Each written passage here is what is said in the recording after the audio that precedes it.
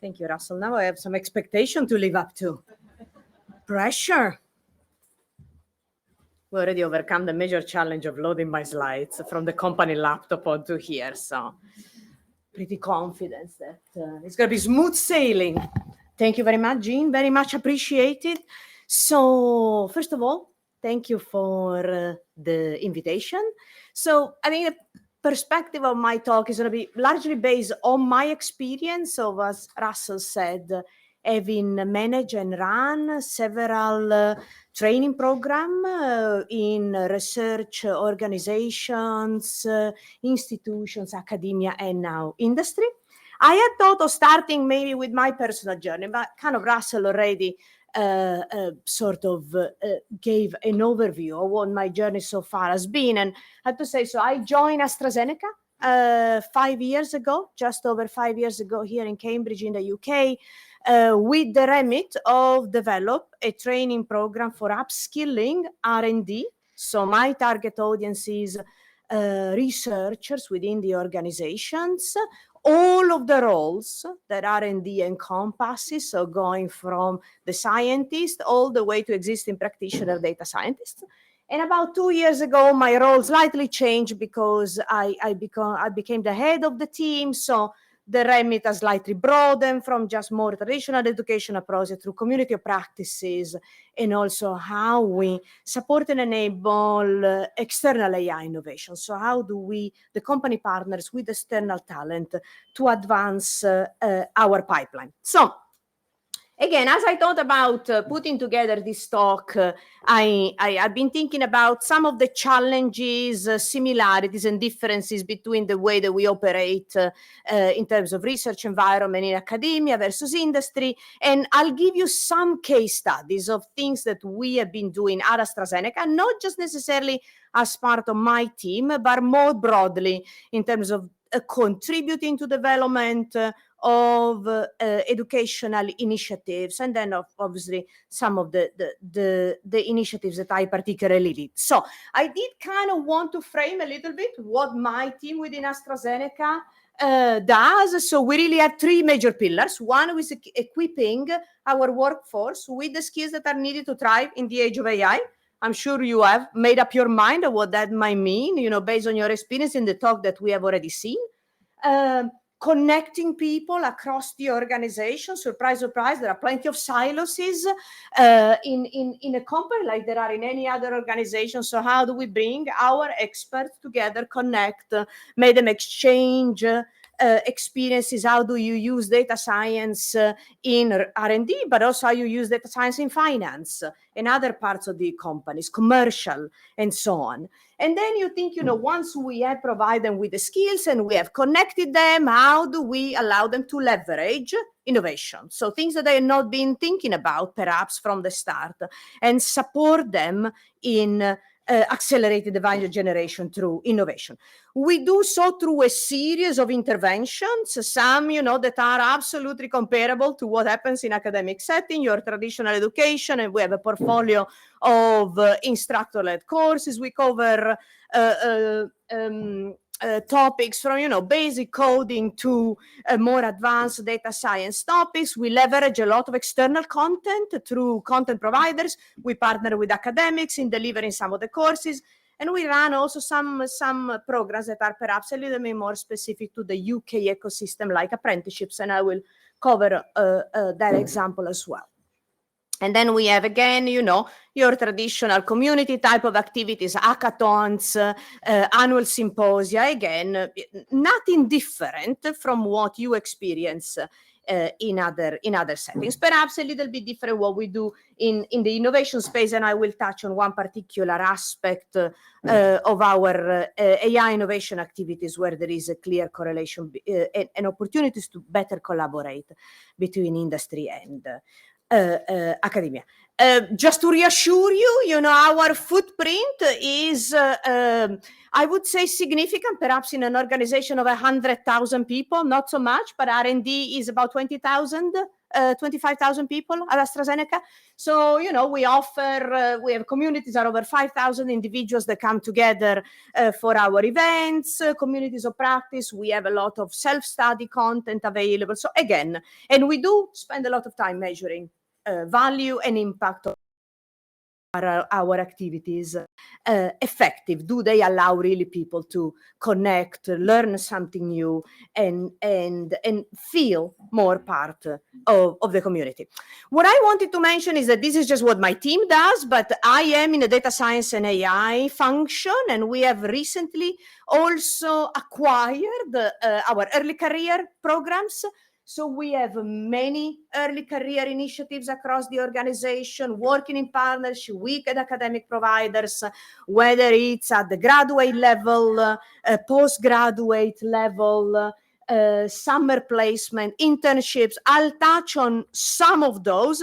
I probably will not give justice to all of the programs that we have. Remember that obviously we are a global company, so we have programs in the UK, in Sweden, in the US, which are our traditional, where our three major R&D sites were until rather recently. Now we're also expanding in other geographical locations, including Barcelona, Warsaw, and Canada, near Toronto. So again, we are also considering how to set up many new partnerships. You know, all of these programs are constantly evolving, depending on the talent that we need and how our ways of working are changing, and I'll touch on that.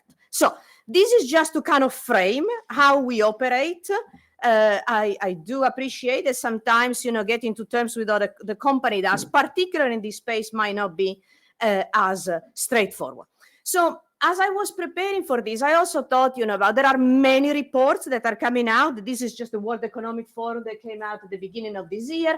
And is, you know, the recognition that now, if we are looking now between now and 2030, the demand for skills like AI and data is growing. Those are definitely the skills that companies and employers are projected to be the one posing the greatest demand.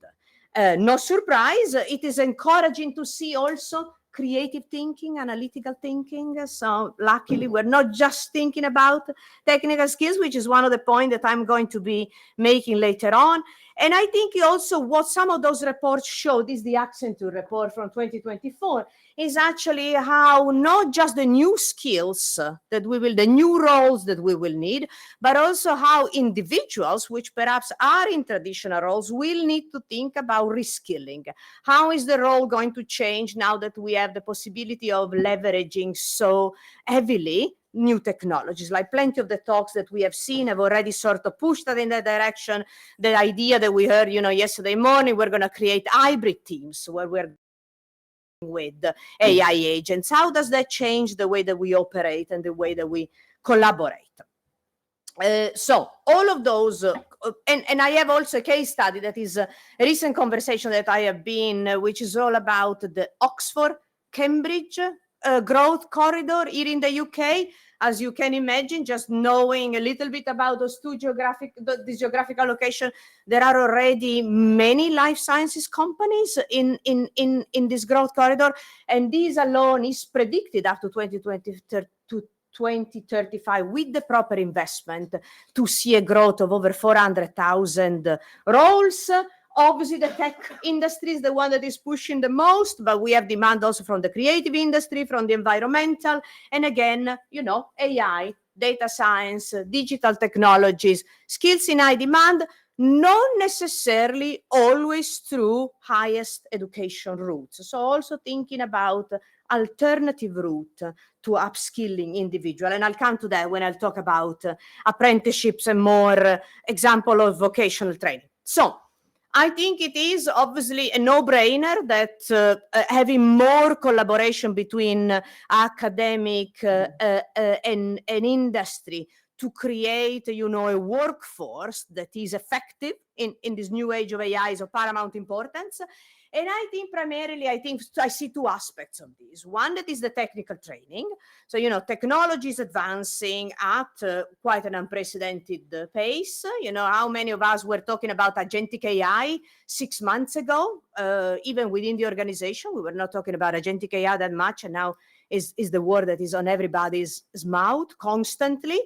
And obviously, again, no surprise that academia is also struggling to keep curricula up to date. So this is a perfect example how we should be co-creating some programs, and I'll come to that in a second. But I also do not want to lose the fact that there are many non-technical skills that I have personal experience I lacked coming into an industry environment. So I'm a geneticist by training. I think as a scientist. The business, the people that are very visible in the business, successful in the business, are not necessarily scientists. So I am not advocating that as you join industry, you have to become a business person, but you have to kind of shift the dial a little bit. And I don't think in my biology education, business acumen never featured. So, and you do find yourself coming to terms with this difference in mindset if you want to be effective in communicating and leading others as well within the organization. Let's also not forget a fundamental difference, which is the working environment. So a working environment in industry is very team-based. By traditional education, we learn very individually, and then suddenly we have to operate in not just for data science. Obviously, data science is a team sport. We just heard it yesterday in the keynote and in many other talks. But that's also quite a shift in the way that you operate. That kind of pushes you and pushes us all. And then another important point, which is measuring success. So that is fundamentally different between academia and industry. Obviously, in academia, we all love to publish. We know how important it is to publish. That barely is a topic of conversation in industry. So you are measured on your ability to meet the business goals. And again, that is also quite a mindset. So mindset shift. So I think that technical and non-technical skill are equal importance. Dare I say, non-technical perhaps even more, particularly depending on your background and education. So some considerations which I think we should be considering when setting a partnership between industry and academia. We have already agreed we have to, that's a no-brainer. How do we make sure that these collaborations are successful? So based on our experience within the organization, when we come together, particularly for thinking about designing programs, we really should come together at the time when we co-design those programs to really make them successful. I have been victim when I was in academia in often going to the end of the process and say, oh, it's a wonderful program. Why don't you send some of your learners to it? And perhaps uptake wasn't so great. So I think really co-design and co-development model extremely successful in our experience. I just bring you one example, which is a program that AstraZeneca relocated to very close by here, Manchester, over a decade ago, down to the University of Cambridge, and then started obviously fostering a lot of partnership with the Cambridge ecosystem. One successful case study was the establishment of the clinical pharmacology training course. So this is something, the request that we brought to the University of Cambridge. We lacked at the time specialist training in clinical pharmacology, particularly to expand the number of people that are able to conduct early phase clinical trials. So this was co-designed, co-developed, co-delivered between University of Cambridge and AstraZeneca. It does include many case studies and examples for industry on the way we operate. Again, that's something I will come back to. And there is a lot of project-based teamwork already as part of the curricula. I think this is a third year. This is actually that is going through. We have had over 190 participants between industry, academia, and healthcare. The third pillar of this whole conversation that we should probably also mention as we talk about partnerships. And over 40 organizations have been represented. So extremely successful precisely because of that co-design and integration of industry use cases and problems as part of the curricula. This was something that we co-developed from the start, but we have also been thinking about how we can improve some of the way we run more traditional programs like PhD studentships.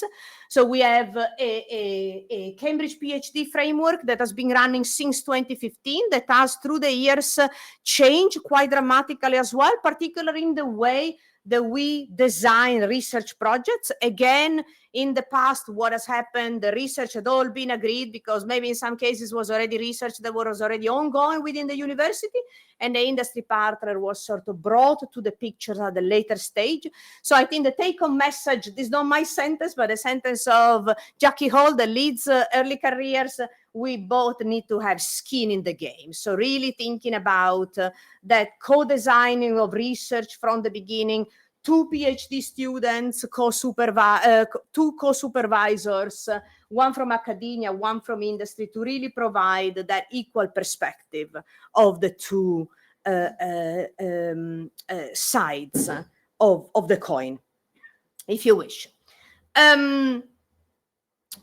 The next point is more about internships and work placements. So these are, again, in our opinion, a great opportunities for students on many different levels of career to experience how we operate in industry and experience the industry working environment. I'm just going to give you one example here, which is actually coordinated out of my team, which are data science internships. I think we have been running now those in the UK and Sweden for about 5 years now. We started in the UK, then we brought Sweden on, and now we're bringing Spain on as well. These are short 8 to 26 weeks project, although I think in Spain there will be a year long. They really provide support to all R&D data science group. We support them to recruit some summer interns. They spend some time with us and really work on all aspects of data science. Could be method developments, could be, you know, infrastructure, data management, data policies. We had an intern in our team as well, looking at applying data science to metrics, for example, in the learning space. And again, I think students are extremely satisfied with this type of interventions. They create new connection. They better really understand how the business works. A great way to introduce them. Maybe they'll never come back to industry, but a great way to embed them, even for a short period of time, in a real problem that the R&D is facing. I think we still have so this is a sort of like what I was covering there were really opportunities where we come together, co-design, offer placements within industry to students that are undergoing education and will benefit from that embedding in our setting. We still have an issue of continuing to upskill our workforce because the field is moving very fast. Some of the talent that we recruit still needs upskilling, and some of the folks that have been in the organization for some time will need upskilling. So how can we collaborate also in the continuing professional development space? I did mention apprenticeships, and I wanted to come back to this because this is something that is, quite specific to the UK in the way that this has been set up. So UK companies can leverage, the fund that they put into the apprenticeship levy, which is a government pot, and they can, utilize these funds by offering apprenticeships, which means you are in a job already existing as an AstraZeneca employee. You could be coming into the company from outside. You have a job, and for 20% of this job is dedicated to learning. And so 2 things that I want to mention here. So apprenticeships are regulated by apprenticeship standards. The standards is like a competency that tells you what are the knowledge, skills, and abilities that someone that is taking an apprenticeship at that particular level will gain. Apprenticeships can be at the bachelor level, master level, and even higher school leavers level. You have many different many different apprenticeship schemes and apprenticeship courses that you could, certifications that you can take. So the apprenticeship standards are often co-developed by industry, participation from many different industries, not so much academia. So this is actually an example where industry comes together, discuss what are the knowledge, skill, and ability that you would like an apprenticeship in data science at the bachelor level to acquire at the end of the program. And I think university has not really been invested in the delivery and of curricula for apprenticeship, but it's something that they are getting more and more interested. And here we are almost reversing not the problem. So we have had something where industry has been very invested in developing, and academia has been only on the fringes of. So for us, this has been particularly fruitful as a way to bring new talent into the organization, upskilling the existing. This is an opportunity again where industry and academia could be working more together. For sure, we are going to continue to hire apprenticeships, upskill individuals to apprenticeships. And we have been very successful as a company, but also as for specific individuals. There are individuals that have come through the apprenticeship routes, and now they're doing PhDs within the organization. So again, another opportunity for us to consider as an alternative route to traditional education to collaborate on upskilling. I did want to put a little plug in for some of the posters that we have, in particular, some of the programs that we offer, especially the community aspect of bringing people together and connecting individuals across the organization. We do have academics that come and deliver courses for us, that participate to our community events. Again, another opportunities where we could be thinking about continuing professional development and working more together and closer together in tailoring some of the offerings that many of you as training provider have available, and how we can make these more amenable to industry audiences. Gaps do remain. One particular program that, for example, we spin up internally is what we call translator training, where we see a lot of the friction is at the interface between different expertises and how different experts communicate. Again, something that is a gap, the way I see it, in traditional education. So how do we foster more of these non-technical skill training? How do we make people more effective in the way that they collaborate? Again, going back to the team science, we're not training unicorns. We will never have individuals that are able to do everything, but how do we make people more able to converse with each other and accelerate some of the early stages of this collaboration? After collaborations like hit bottlenecks later on, because that initial way of communicating requirement from your stakeholder, communicate what your needs are, suffers from this lack of ability to communicate across expertise. So perhaps also another area where we could be considering working together. As I said, a couple of posters that you can go and take a look at that are presented by Radhika and Marta from my team that are here in attendance at the conference. We do also have a problem in upskilling our leaders. So how do we ensure that our leaders stay up to date? You know, it's difficult if you have left education. I mean, it's difficult for me. I haven't left education such a long time ago. I'm a bit old, but not Jurassic.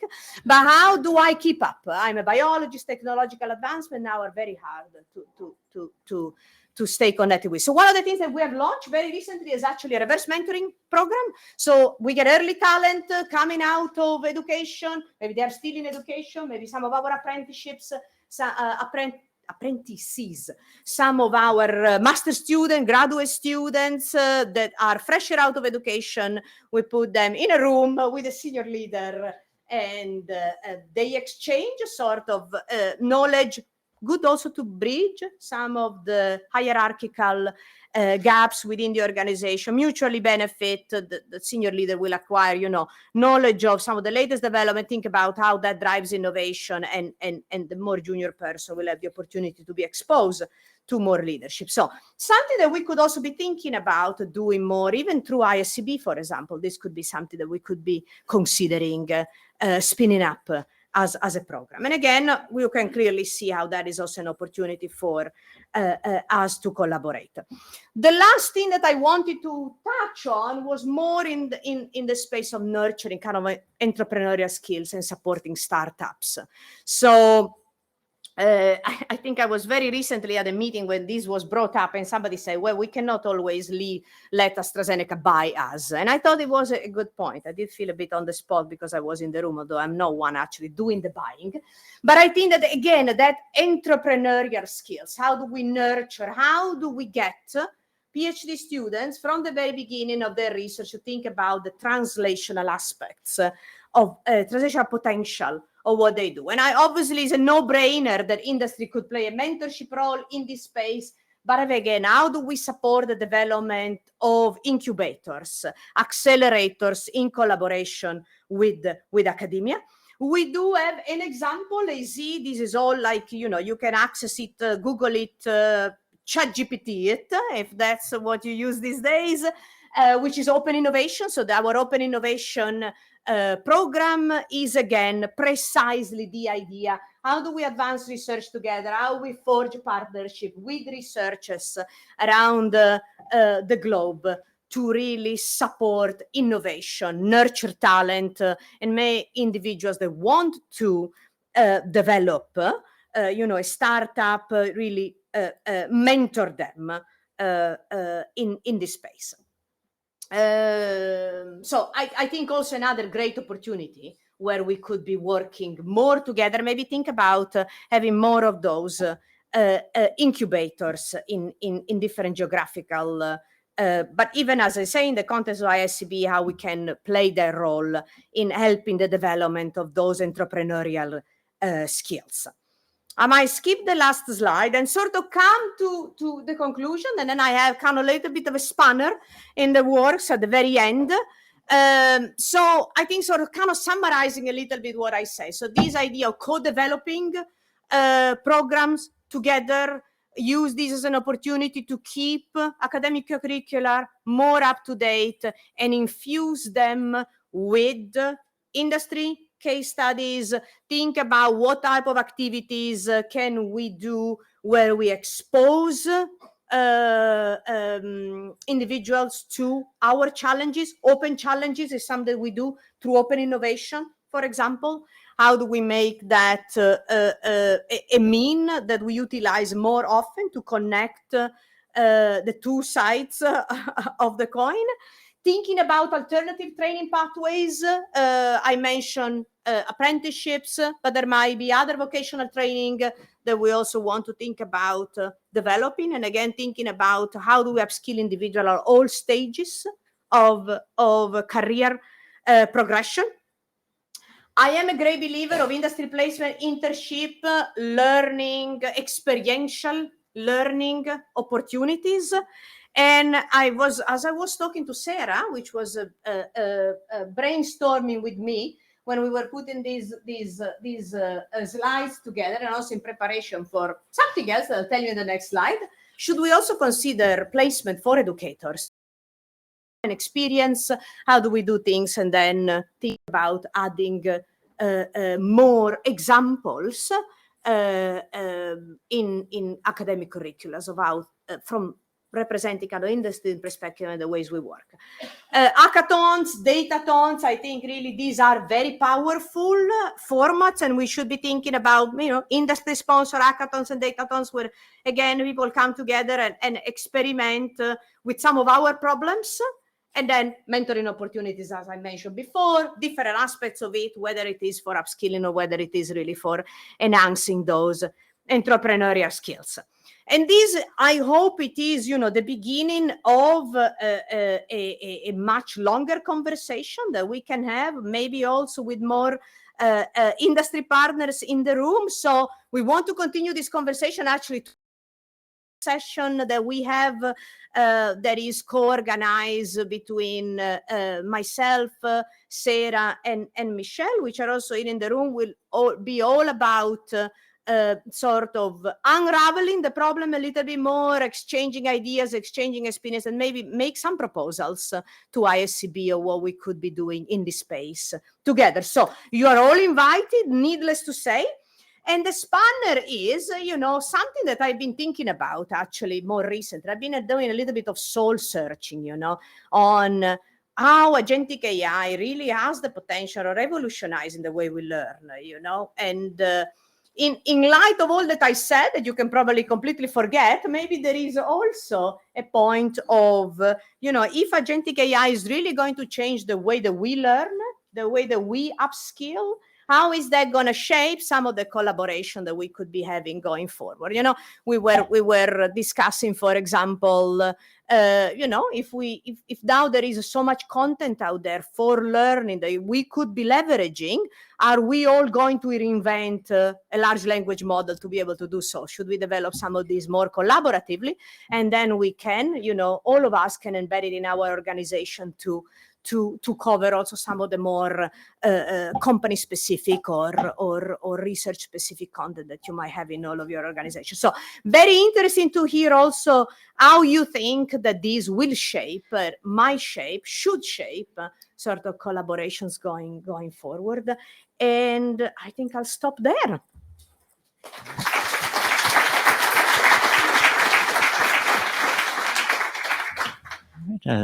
Thank you, Gabriela. I think we have time for a few questions. Thanks for the talk.